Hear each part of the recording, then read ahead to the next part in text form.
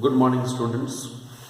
Now, after completing our dual nature of radiation and matter, that complete chapter, we have completed that chapter. We are moving now to our next chapter, that is the complete chapter in the atoms and nuclei. But since we are discussing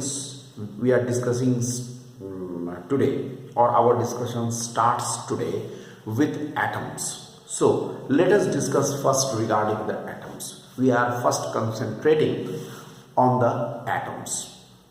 What is an atom?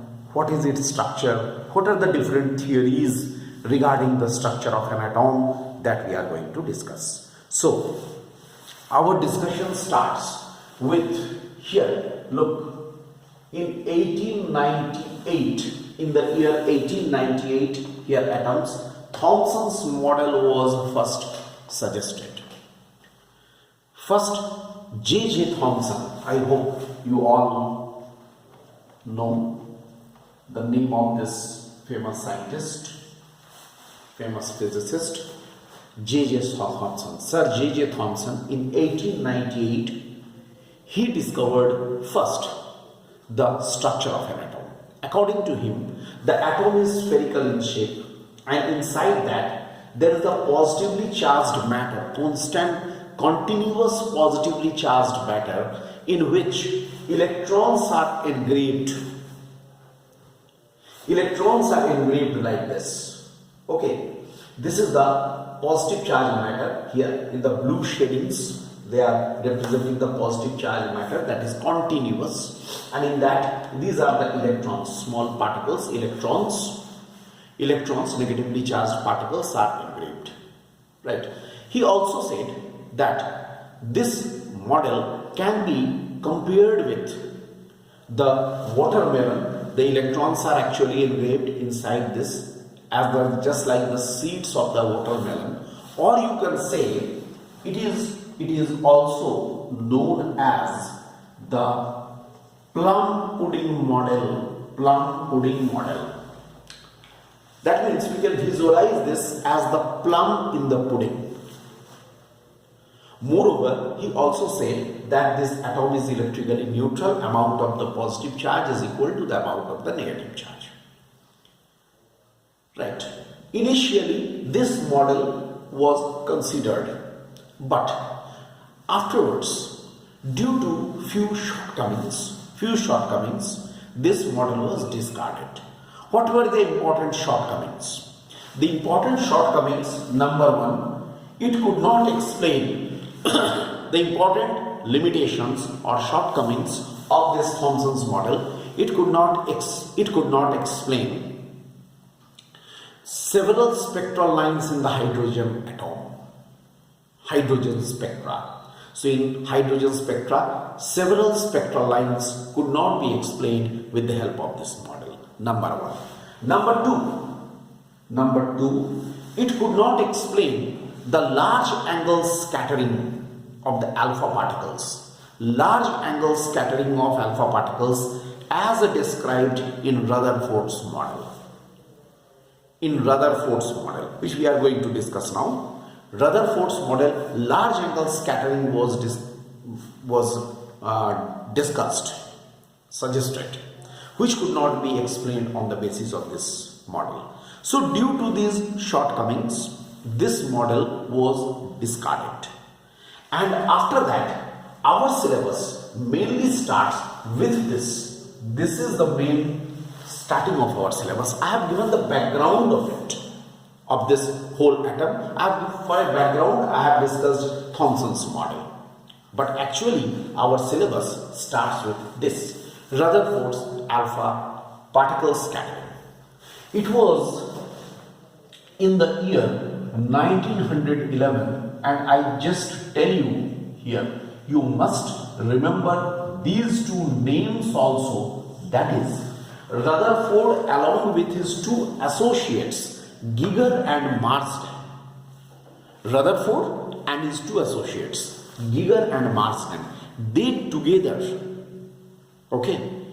together have suggested, put forward this whole experiment. That is the Rutherford's alpha scattering experiment. It's a very important experiment and it was very informative also. So let us now discuss Rutherford's alpha scattering experiment, which is very much in our syllabus. It starts with this. Here, let us now see what are the different things. This is a lead chamber. In this lead chamber, there is a radioactive sample. Okay, with the help of this radioactive sample, you must be knowing radioactive samples or the radioactive nuclei are samples or nuclei are those which disintegrate and they emit alpha, beta and gamma like particles.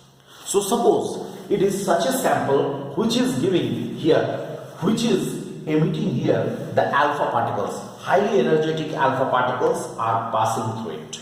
It is passing like this. It is passed through a collimator. Here is a collimator. There is a small opening also. Here it is like a slit. Through this slit or the collimator, this alpha particles are passing and they are bombarded. I use the term bombarding. It is bombarded. Bombarded means when highly energetic alpha particles are making an impact on this thin gold foil, that is called the bombardment. They are bombarded on it and thereafter they are scattered in the different directions. Alpha particles, a number of alpha particles, a stream of alpha particles is passing. So these alpha particles are scattered in the different directions. Look at this. At the different directions, this is the original direction. These are the scattered directions. So you can understand this is the acute angle theta, here acute angle, but obviously this can be the obtuse angle. So at the acute angle and the obtuse angle, at the different angles, okay, alpha particles are scattered. So alpha particles are scattered in the different directions. Okay, different directions alpha particles are scattered, and this whole thing is inside a, look, I write here, it is inside a vacuum chamber. This whole thing is enclosed. The things which I have told you, again I remind you, lead block containing the radioactive sample, the collimator, the thin gold foil, these whole things are inside a vacuum chamber, so that the movement of the alpha particles will be smooth, without any hindrance, without any obstacle. They can move in any direction. And just to see here, just to detect the alpha particle, you can say this is a system of a detector which is consisting of a ZNS screen, that is zinc sulfide screen, and here it is a microscope, right? Because you know, according to the property of alpha particles or alpha rays, these alpha particles will create a spot in this detector. When this detector will be moved along with the microscope, ZNS screen will also move. Try to follow this system. This whole detector, which is consisting of a microscope and a ZNS screen, what happens when this is moved? As the microscope is moving, ZNS screen will also move with it. Okay, ZNS screen will also move with it. So what will happen when it is moved here at this? How many alpha particles are here giving the spot, and at what angle that is detected?